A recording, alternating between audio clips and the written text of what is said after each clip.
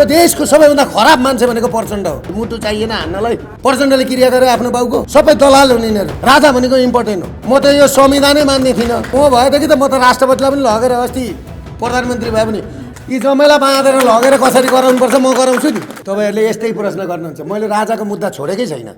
दुर्गे पनि लुसिफर भएछ भन्दै थियो एकजना बाबै नि। अनि बाबैलाई मैले फोन गरेँ, मेरै मान्छे हुन् त बा 2 लाख रुपियाँ ल्याउनु न आन्दोलनलाई भनेर भनेको त नि, छैन अरे। अनि तपाईँका छोराछोरी कहाँ छन् भन्दा अमेरिकामा। आफ्ना छोराछोरी अमेरिकामा सेटल गर्ने हेर्नु है त। अनि मेरा छोराछोरी मैले दाउमा राखिदिनु पर्ने। भुटानी केटीसँग बिहा गर्ने जाने होइन, भुटानी केटीसँग बिहा गरेर जाने। अनि उहाँ अर्काको बुढीसँग जाने। कम्युनिस्ट पार्टी तेरिका तपाईँलाई म भनौँ यो देशको सबैभन्दा खराब मान्छे भनेको प्रचण्ड हो। आफ्नो बाबुआमाको क्रिया नगर्ने भनेको नरपिसाद अपराधीहरू हुन्। यिनीहरूलाई तपाईँ लिडर भन्ने। र मैले राजा पनि छोडेको छैन, हिन्दू धर्म पनि छोडेको छैन, कुनै माग पनि छोडेको छैन। अनि मैले त्यो कुरो उठाइसकेपछि कालो सूचीको कुरा भयो, ब्याङ्कको ब्याजको कुरा भयो। मैले भनेको कुरा त हिजो 16% ब्याज थियो, आज 6%मा आयो नि त, हो कि होइन? हाम्रै कारणले हो नि त। भनेपछि यो ब्ल्याक लिस्ट कालो सूची नहटाइकन व्यापार पनि चल्दैन, ब्याङ्क पनि धराशायी हुन्छ, व्यापार पनि धराशायी हुन्छ। व्यापारीहरूले देश छोड्नुपर्छ भनेर भनेको त्यो विषयमा सोचौँ भन्नुभयो। र त्यो कालो सूची हाम्रो मेन मुद्दा हो। र लघु वित्त र सहकारीको 20 लाखभन्दा मुनिको ऋण मिना गर्नुपर्छ। र नेपाली नागरिकहरूलाई गरिब सो सर्वहारा वर्ग भुइँ मान्छे छ त्यसलाई बचाउनुपर्छ भन्ने हाम्रो मूल नारा हो। र मान्छेलाई झुन्निएर मर्न दिनु हुँदैन भन्ने। र यी सबै कुराहरू छन्। फेरि एकपल्ट रिस्ट्रक्चर गर्नुपर्छ। किनभने यो के भएको भन्दाखेरि यहाँको राजनीतिक, यही देशमा कोभिड आयो, कोभिड त संसारमा आयो र पनि बढी यही देशमा आयो, भूकम्प यही देशमा आयो, हो कि होइन? नेताहरू भ्रष्टाचारमा फँसे, नेताहरूको गलत कामको कारणले गर्दाखेरि आज नेपाली जनताले दुःख पाएर सबै ब्ल्याक लिस्टमा पर्नु पर्यो। सबै कारणले गर्दाखेरि आज नेपालीहरूले देश छोड्नु परेको छ भनेर पहिला त नेपाली जनताहरूलाई यही देशमा रोक्नको लागि के गर्नुपर्छ भन्ने हिसाबले हामीले यी मागहरू उठाएर जाँदाखेरि मलाई हिजो गृहमन्त्रीले बोलाइसकेपछि म गएँ। मेरा माग धेर छैनन्, 10वटा छन् अहिले गर्न सक्ने, गरिदिनुहोस्। एउटा ब्ल्याक लिस्टबाट, कालो सूचीबाट हटाउने प्रक्रिया सुरु गरौँ। एउटा 20 लाखभन्दा मुनिको ऋण सबै तपाईँहरूले गर्न सक्नु हुँदैन भने कति हो त्यो गर्ने सुरुवात गरिदिनुहोस्। ब्याङ्कको ब्याजको कुरा त 6% भनेको त 6%मा आइसक्यो, त्यसलाई पनि अझ कन्ट्रोल गरेर 5%मा दिउँ। अब जति 35 दिने सूचना काटिए, अब 35 दिने सूचना नकाटोस् ब्याङ्कहरूले अहिले। अब ब्ल्याक लिस्टमा राख्ने काम नगरोस्, हो कि होइन? मान्छेका घर जग्गा लिलाम गर्ने र घर भनेको मान्छेको सपना हो। ती घरहरू लिलाम गरेर अर्कालाई बेच्ने काम नगरोस्, अहिले नगरोस्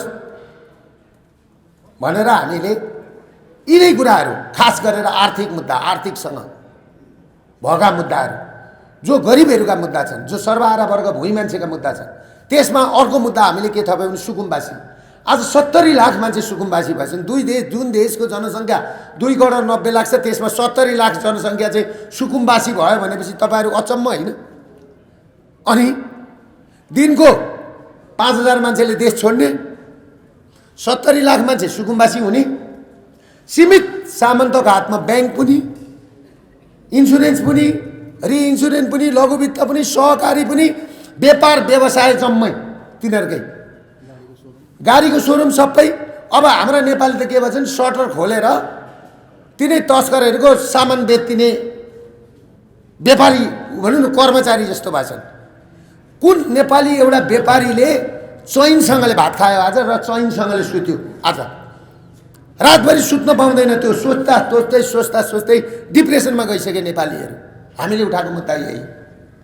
हामीले उठाएको मुद्दा डे टु डे व्यापारीहरूको, सर्वहारा वर्गको, भूमिविहीन सुकुम्बासीको काठमाडौँमा आएर बाबा फुटपाथमा मकै पोलेर बेचेर पेट पाल्छु भन्दाखेरि लात हानेर खेदियो काठमाडौँबाट गरिबहरूलाई खेदियो।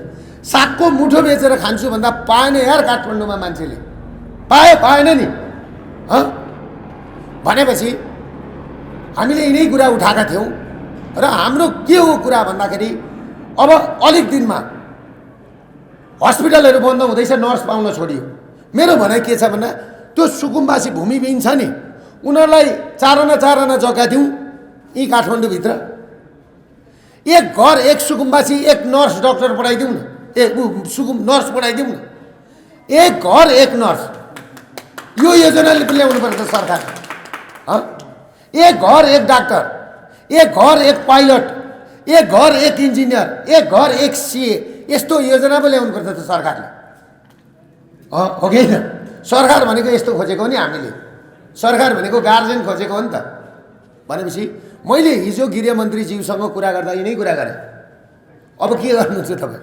सीमित 100 जनाका हातमा 3 करोड नेपालीको श्री सम्पत्ति गइसक्यो, घर जग्गा जमिन गइसक्यो, धनी पूर्जा सबै ब्याङ्कको नाममा गइसक्यो। ब्याङ्क भनेको सीमित तस्करहरूको। अनि यहाँ साथीहरू परदेशको कुरा गर्छन्, सङ्घीयताका कुरा गर्छन्, पहिचानको कुरा गर्छन्, जग्गा जति सबै ब्याङ्क थ्रो मारवाडीका हातमा गइसक्यो। अनि पहिचानको कुरा गर्छन्, कुन पहिचान खोजेको? धनी पूर्जा जग्गा जति मारवाडीलाई बुझाएर कुन पहिचान खोजेको भनेको क्या?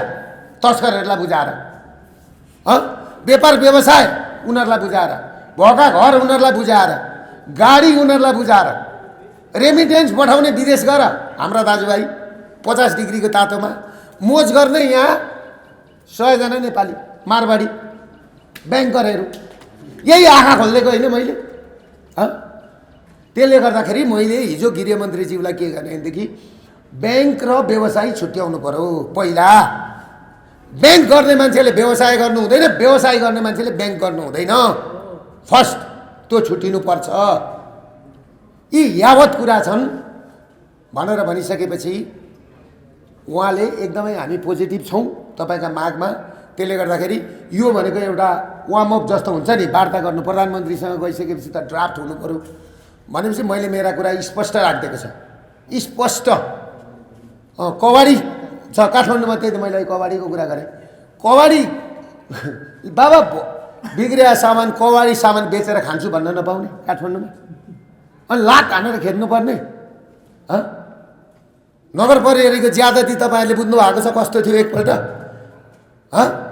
नगर प्रहरी, काठमाडौँको नगर प्रहरी र काठमाडौँको मेयर आयो भन्दाखेरि नि उहिले शोले फिल्मको याद आयो क्या मलाई। 50 कोस परबाट गब्बर आउँदैछ भनेपछि बच्चा सुत्थ्यो अरे क्या यहाँ, बेटे सुझाओ नहीं तो गब्बर आ जाएगा भन्थ्यो अरे क्या। काठमाडौँको मेयर र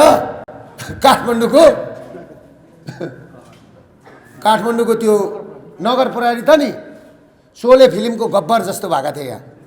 त्यसको अन्त्य गर्नु थियो, हामीले अन्त्य गरिदिउँ।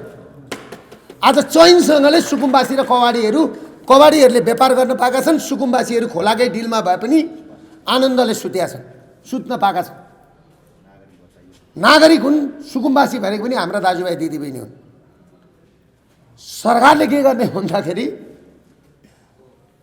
संविधानमा चाहिँ घाँसबास कपास भनेर लेख्ने, अनि बिचरा सबै लघुवित्त सहकारी र ब्याङ्कका कारणले सुकुम्बासी हुन्छन्। यहाँ आउनु भएको छ हाम्रो साथीहरू, त्यहाँ रक्सीको डिलर गर्ने होइन तपाईँहरू? उहाँहरूको पनि घर जग्गा जमिन 20 करोड छ होइन तपाईँलाई? त्यही हुनुहुन्छ। यता आउनु न हौ तपाईँहरू, किन लजाउनुहुन्छ? देखिनु परेन? आउनु न, आउनु न, यहाँ हेर्नुहोस् न।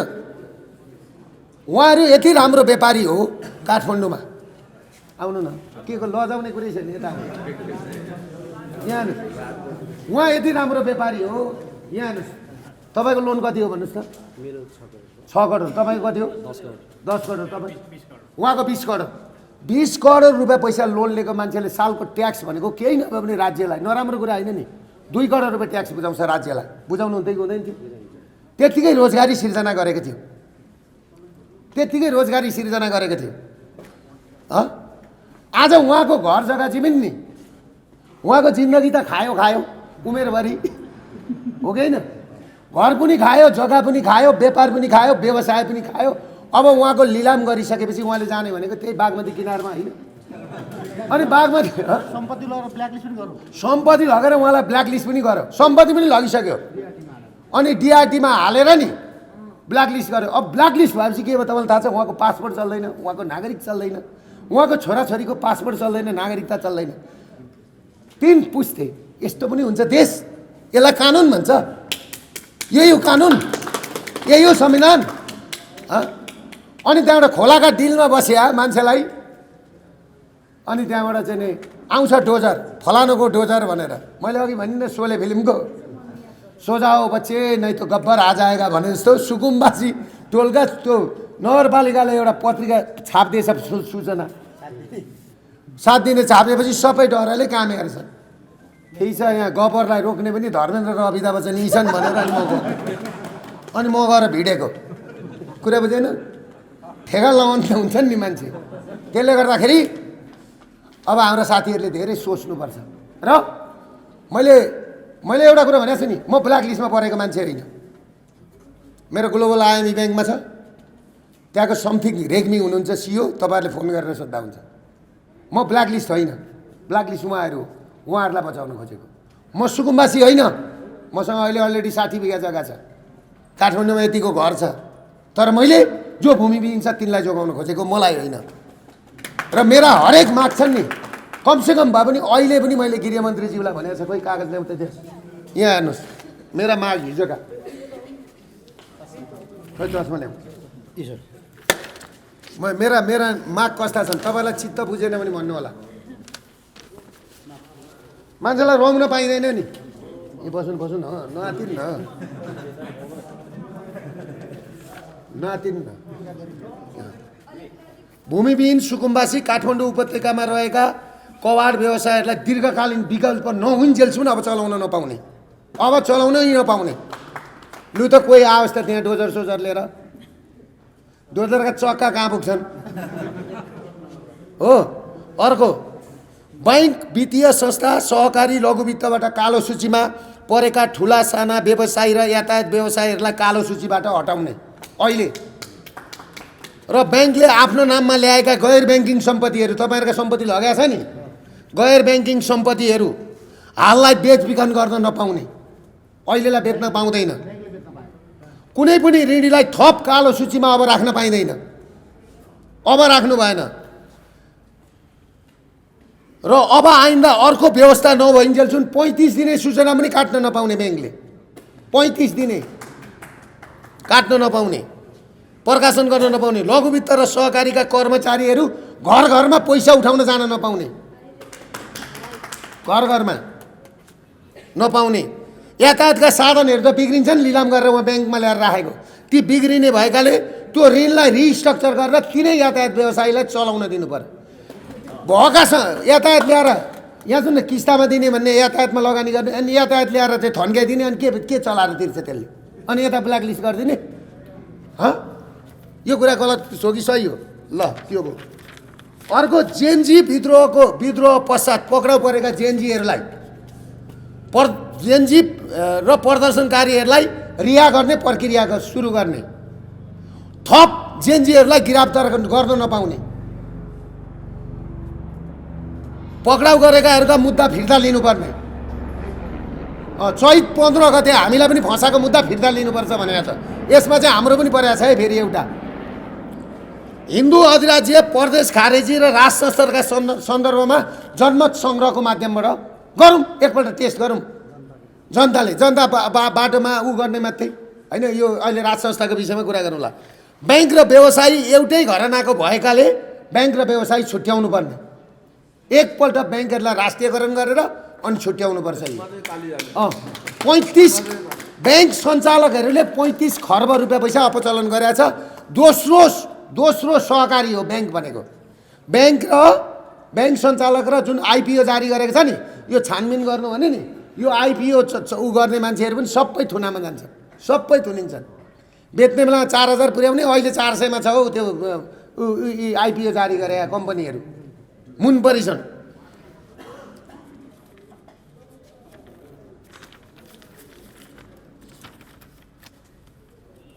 अब सेना, प्रहरी जवान र निजामती कर्मचारीको तलब हाललाई कम पनि भए पनि 20,000 भए पनि बढाउने।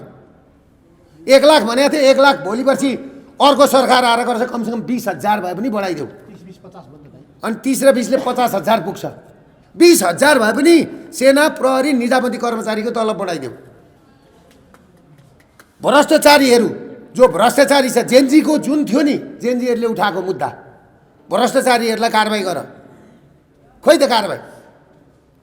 र 23 गते र 24 गते घटनाका अपराधीहरूलाई छानबिन गरेर तुरुन्त पक्रेर थुन्नु पर्यो नि त।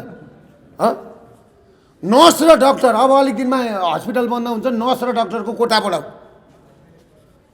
कारागारका कैदीहरूको हकमा कारागारभित्र काम गर्ने कैदी बन्दीहरूलाई राजाको पालामा पनि दिएको रहेछ हौ त्यति सुविधा। अहिलेकोले काट्दिएको रहेछ। राजाको पालामा लागू गरिएको सुविधालाई बढाएर निजामती कर्मचारी गर। त्यहाँभित्र कर्मचारीहरू जेलमा पनि कर्मचारीहरूले काम गरे हुन्छ, तिनीहरूको बिदा काटिदिनु पर्दैन, शनिबार बिदा पाउनु पर्दैन तिनीहरूले, त्यो गरिदेऊ। र कारागार प्रहरी हिरासतमा रहेका बन्दीहरूको अहिले बन्दीलाई लगेर तपाईँहरूलाई थुन्यो भने नि त्यो घुँडा पखालेको पानी जस्तो हुन्छ, दाल छ, बेसर मात्रै हुन्छ। हामीले पनि खाएको छ भित्र। राजा वीरेन्द्रले 2045 सालमा छुट्याएको रहेछ भाइ 96 रुपियाँ बिहान बेलुका भात र दाल भात तरकारी।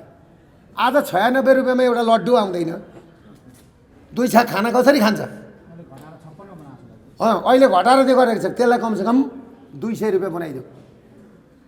कारागारको बन्दीहरूलाई थुनुवा हुन्छ नि प्रहरी परिषदमा, त्यो बन्दीहरूलाई कमसेकम 200 बनाइदेऊ। कमसेकम बिहान बेलुका भात त खाओस् है। मेरो कुरा त्यो हो। र यिनै मागहरू मैले राख्दाखेरि गृहमन्त्रीज्यूले के भन्नुभएको छ भने यो हामी ड्राफ्ट तयार गरौँ र आउने 22 गते म बिचमा मेरो यो अलिकति घाँटीको समस्या छ, म केही दिन रेस्ट पनि गर्छु र औषधि उपचारमा जान्छु, म फर्केर आउँछु भनेपछि 22 गतेको टाइम राखेको छ गृहमन्त्रीज्यूले। अब हाम्रो कुरा के हो भन्दाखेरि प्रधानमन्त्रीसँग वार्ता हुन्छ, टेबलमा बसेर वार्ता गर्ने। यी सबैका माग हुन् नि त, मेरा मात्रै माग। मेरा माग कुन एउटा रहेछ? एउटा छ मेरा माग? अरू माग त मेरा के छन् भने विदेशका जेलमा 7000 युवा छन्, ती युवा फर्काउनु पर्यो भनेको छ। मेरा छोराछोरी छैनन् विदेशमा जेलमा, यी छन् मेरा सबै अर्काका हुन्। मैले हिजो गृहमन्त्रीलाई भने सबै यी नेपाल र नेपाली जनताका माग हुन्, यी पुरा गरौँ भनेर भनिसकेपछि उहाँ हामी सहयोग गर्छौँ, पोजिटिभ छौँ भनेर भन्नुभयो। र हतियार हिंसाको कुरो गर्नु भएन भनेर भन्नुभयो उहाँले। हतियार हिंसा त तपाईँहरूले जेएनजी अपरेसन चलाएर तपाईँहरूले गरेको, मैले गरेको होइन भनेर भन्ने मैले। र मैले अहिलेसम्म गरेको छैन। शहीद 15 गते पनि गोली केपी ओली सरकारले चलाएको, मैले चलाएको होइन। हामीलाई झन्डै मारियो। त्यसले गर्दाखेरि तपाईँहरूले के बुझिदिनुहोस् भने यो कुरालाई हल्का नलिनुहोस् भनेर भनिदिएको छ। र अब यो उसको लागि होइन, गभर्नर बस्ने भएको छ नि त, गभर्नरलाई राख्नु पऱ्यो, सबैजना बस्नु पऱ्यो र कसरी हुन्छ यो मागहरू पुरा गर्नु पऱ्यो। त्यसले गर्दाखेरि मैले के जानकारी गराउन खोजेको भने कमसेकम यो सरकारले हाम्रा मागहरूलाई प्रधानमन्त्रीको टेबलमा हामीले यी मागहरू पुर्याएका छौँ र आउने 22 गते हाम्रो यो माग पुरा भएन भने फेरि यो माग पुरा भएन भने चुनाव हुँदैन नि फेरि। यो कुरा चाहिँ बुझ्नु नि, यी हाम्रा माग पुरा भएनन् भने चुनाव हुँदैन, चुनाव हुन्छ भने नसोच्दा हुन्छ, यो प्रष्ट हुँदा हुन्छ। किनभने गरिबका माग हुन्, सर्वहारा वर्ग भोइ मान्छेका माग हुन्। हिजो भ्रष्टाचार विरुद्ध र गरिबकै माग उठाएर मैले जग बनाएको हो। जगमा अर्काले आएर घर बनाए केही समयलाई, त्यो घर फ्याँकेर हाम्रै घर हामी बनाउनुपर्छ हाम्रो जगमा। यो कुरा तपाईँहरूले बुझ्दा हुन्छ, प्रधानमन्त्रीले पनि बुझ्दा हुन्छ, गृहमन्त्रीले पनि बुझ्दा हुन्छ। फेरि गृहमन्त्रीले दुर्गा प्रसाद वार्तामा अब आयो, अब पेली हान्छ भनेर चाहिँ गृहमन्त्री प्रधानमन्त्रीले त्यो कुरा त्यो सपना देख्नुहुन्छ भने फेरि सपनाको सपना हुन्छ। तपाईँहरूलाई भोलि अप्ठ्यारो पर्ला। मैले भनिदिएको छु हिजै, भोलि आगो लगाउनु त तपाईँहरूले सिकाएको, हामीले होइन। हो कि होइन भन्नु न, नेताका घर। अब अहिले तपाईँ हुनुहुन्छ, तपाईँले माग नपुरा गरेपछि तपाईँलाई गाह्रो छ। तपाईँको घर लोकेट गरिसकेका छन्, ती सानेपामा रहेछ भनिदिएको छ मैले त, हाँसी। अब मैले दिएको अब सुशीला कार्कीको त घर हिजो देखाउँदै थिएँ जग्गा मिचेर बनायो भनेर प्रधानमन्त्रीको, हो कि होइन?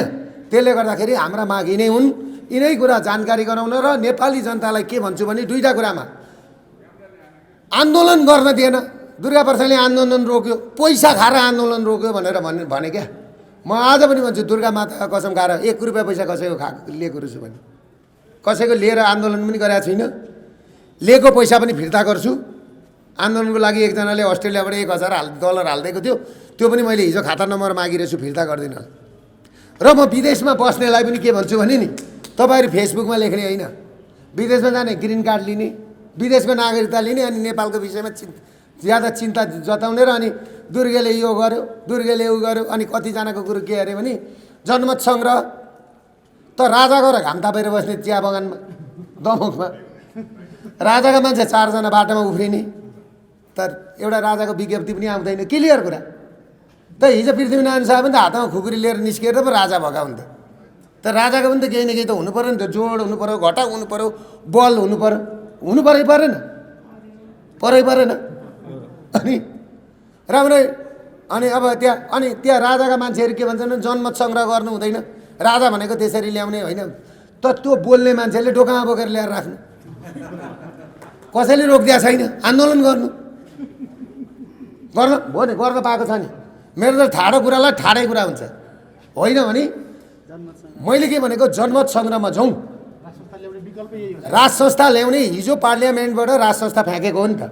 कि त 2/3 सरकारले हामीले जितेर 2/3 कि त भोट द्याऊ दुर्गा प्रसादलाई पुर्याऊ, राज संस्था ल्याइदिन्छ, 2/3 ताली बजाएर ल्याइदिन्छ सदनबाट।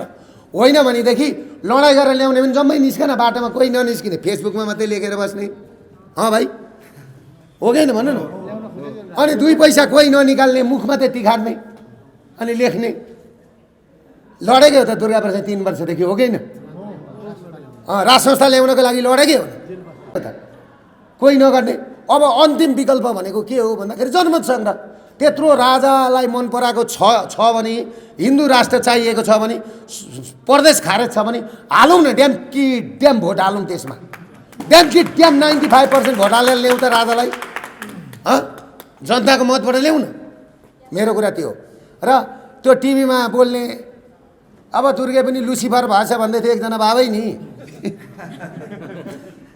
अनि बाबैले मैले फोन गरेँ, मेरै मान्छे हुन् त, 2 लाख रुपियाँ ल्याउनु न आन्दोलनलाई भनेर भनेको त नि, छैन अरे।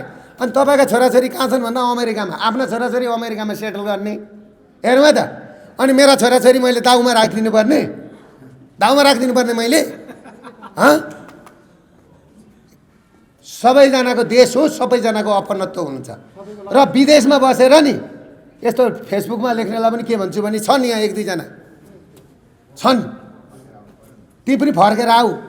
एकजना थियो त्यो दमकतिरको भाइ, के भन्छ थाहा छ, दुःख पाएर आएको नि त अरे। दुःख पाएर आएर उहाँ भुटानी केटीसँग बिहा गरेर गएर, हेर्नु न कस्तो नाटक, भुटानी केटीसँग बिहा गर्ने जाने होइन, भुटानी केटीसँग बिहा गरेर जाने, अनि उहाँ अर्काको बुढीसँग जाने, अनि हो कि होइन, अर्काको बुढीसँग जाने, अनि उहाँ गएर डिभोर्स गर्ने, अनि अहिले आएर अमेरिकामा बसेर हामीलाई सिकाउने। त्यस्तो राष्ट्रप्रति माया भएको मान्छे, त्यो पनि ग्रिन कार्ड लिने त्यहाँ गएर। मैले के भनेको थाहा छ, दुर्गा प्रसादले यो जुनीको लागि गरेको होइन, मेरो आत्मा हो। यो भौतिक शरीर मैले यहाँ छोडेर जानुपर्छ। अब आउँदा पनि मैले त्यो जुनीमा पनि राम्रो काम गरेको थियो, यो जुनीमा पनि मैले तपाईँहरूको लागि दुःख पाए पनि राम्रो काम गरेको छु जस्तो लाग्छ। अब आउने जुनीको लागि मैले गरेको यो काम मैले। त्यसले गर्दाखेरि तपाईँले के बुझ्नुहोस् भने, म त्यो यसरी आएर बोल्ने मान्छेलाई के भन्छ भने, आऊ न त, आऊ देश फर्क न भाइ। दुःख पाएँ अरे, दुःख त जम्मैले पाएको त, हामीले पनि त पाएको छ नि त। हामी देश छोडेर गएनौँ त, गयौँ त, ल भन्नुहोस् त। अनि उहाँ बसेर फलानुलाई, उहाँ बसेर पो दिन्छन् त, फलानुलाई सहयोग गर्नु पऱ्यो भनेर विज्ञापन गर्छन् त, गर। तर तिम्रो मान्छेलाई विज्ञापन गर्दा अर्कालाई चाहिँ किन गाली गर्छौ? कहिले के लेखेको हुन्छ नि, दुर्गा प्रसादका हातमा देश गयो भने बिग्रिन्छ अरे। त उसले आफ्ना नाममा हातमा राख्नु नि देश, होइन? अनि यस्तो पनि हुन्छ विरोधीहरू, आफू कुन बाटोबाट गएको, कस्तो म्यारिज गरेर गएको, यस्तोसँग कसरी गएको, होइन? त्यसले गर्दाखेरि दमकका साथीहरूले राम्रो कुरो बुझ्दा हुन्छ, सबै कुरा बुझिया छ। त्यसले गर्दाखेरि म के भन्न चाहन्छु भने, सम्पूर्ण नेपाली जनताहरूलाई 22 गते, मङ्सिर 22 गते प्रधानमन्त्रीले बोलाउँछु भनेको छ र चिठी पनि पठाउँछु भनेको छ। जुन हामीले 22 गते हाम्रा मागहरू पुरा भएनन् भने अनि हामी आन्दोलनको घोषणा गर्छौँ। र जुन आन्दोलनले फेरि यो सबै कुरालाई बढार्छ र चुनाव हुन्छ भन्ने चाहिँ आश नगर्दा हुन्छ, हाम्रा माग पुरा भएनन् भने चुनाव हुँदैन, यो कुरामा क्लियर हुँदा हुन्छ। र 82-84 को चुनावलाई 82 गर्नलाई तपाईँहरूलाई सत्तामा ल्याएको होइन, सक्नुहुन्छ भने यो संविधान चेन्ज गर्ने बाटोमा लागौँ। मेरो कुरा त्यो हो। त्यो भन्दै मैले बिदा लिएँ। नमस्ते। ल है साथी।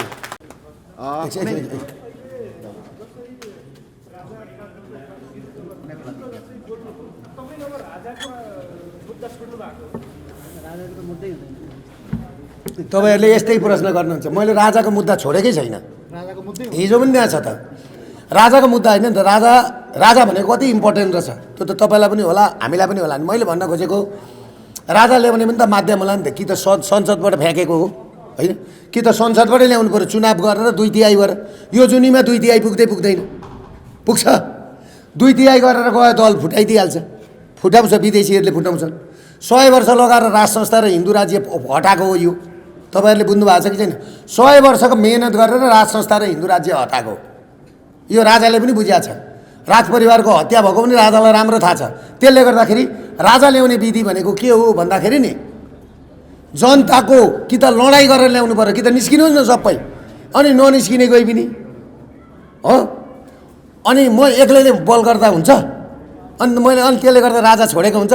राजा भनेको कति इम्पोर्टेन्ट, सबैलाई चाहिएको भने सबैजना लागु। होइन भने सबैभन्दा सजिलो बाटो ब्यालेट थापौँ, बक्स थापौँ, बक्समा हालौँ न। ड्यामी चुनावमा राजा चाहियो भनेर हालौँ त, भोट हालिदिउँ न।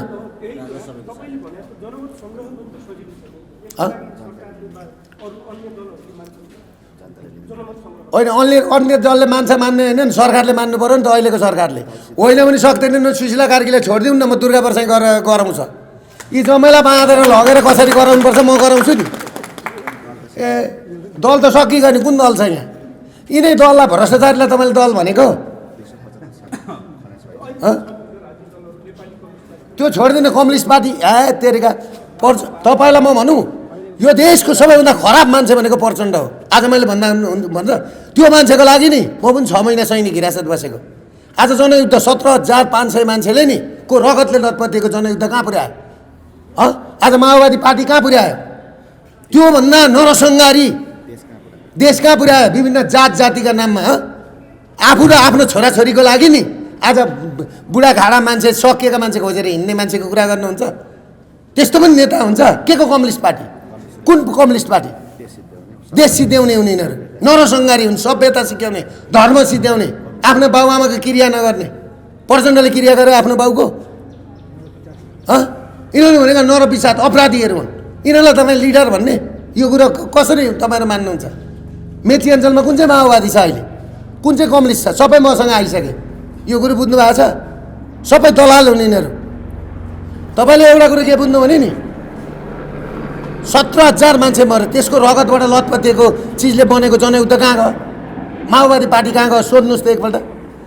अनि आफ्नो छोरीको, आफ्नो परिवारको, आफ्नो सम्पत्ति जोगाउन, आफ्नो अस्तित्व जोगाउन देशलाई लगेर तिलञ्जनी दिने, देश सिद्ध्याउने। यो देश हाम्रो होइन। देश प्रचण्डको र केपी ओलीको मात्रै हो, शेरबहादुरको मात्रै हो। देश हाम्रो होइन। यो कुरामा तपाईँहरू बोल्नुपर्छ क्या। अनि तपाईँहरू के प्रश्न गर्नुहुन्छ? राजा भनेको इम्पोर्टेन्ट हो। राजा भनेको इम्पोर्टेन्ट हो, तर सबैको सहयोगमा आउनु पर्यो।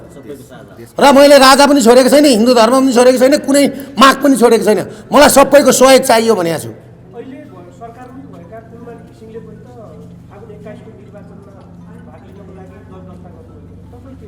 होइन, मैले अहिलेसम्म दल दर्ता गरेको छैन। पहिला चुनाव हुने वातावरण बनोस्, अनि हाम्रा माग पुरा हुन्, अनि त्यस पछाडि दल दर्ता गरौँला सल्लाह गरेर। कुरा बुझ्नु भएन? नभए एउटा कुरो कि कुलमा नै प्रधानमन्त्री भएर आए पनि नि विद्रोह नै हुन्छ। यो कुरा बुझ्नु न। कुलमा नै आए पनि विद्रोह हुन्छ, अर्कोमा नै आए पनि विद्रोह हुन्छ, अब प्रचण्ड नै आए पनि विद्रोह हुन्छ, भोलि कल्याण श्रेष्ठ नै आए पनि नि विद्रोह हुन्छ। किनभने हामीले त के खोजेको छ? स्वास्थ्य, शिक्षा, रोजगार भनेको छैनौँ हामीले। स्वास्थ्य, शिक्षा, रोजगार फ्री भनेको छैनौँ। स्वास्थ्य शिक्षा पनि किन्न सक्ने नागरिक बनाऊँ भनेको छ हाम्रो योजना। यो गरिबलाई धनी बनाऊँ भनेको छ। त्यसले गर्दाखेरि नि अबका माग अर्कै छन्। एकछिन नि कुलमान प्रधानमन्त्री हुनुहुन्छ अरे, अनि हाम्रा माग नसमेटेपछि के हुन्छ? के हुन्छ? विद्रोह नै भयो नि त।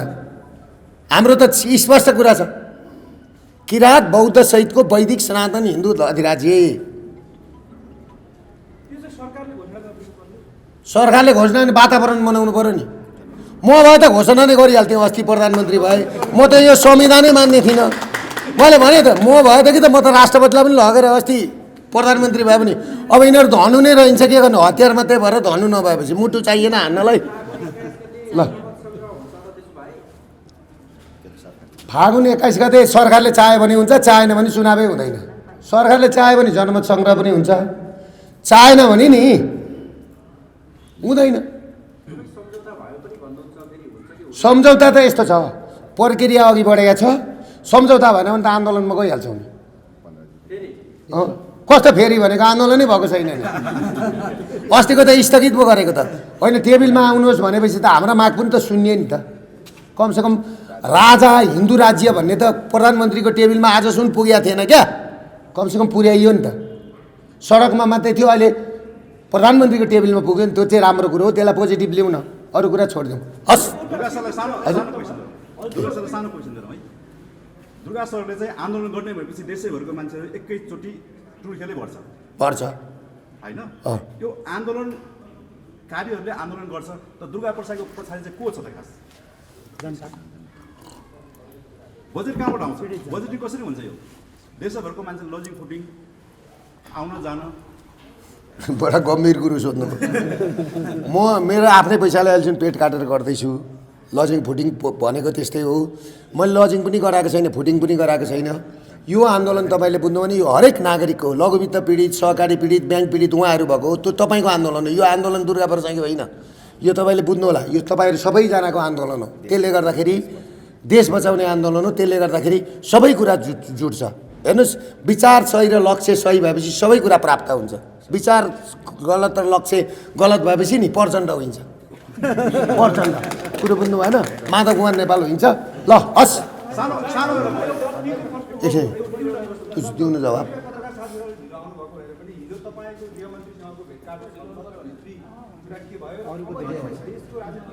होइन हिजोको उसमा नि यहाँ सुन्नु न मैले अघि सुनाइसकेँ यहाँ छ म तपाईँलाई दिन्छु ढिलो आगालाई पनि नि मैले अघि यो सुनाइसकेँ अब उहाँहरूबाट लिनुहोस् तपाईँहरूले ल हस्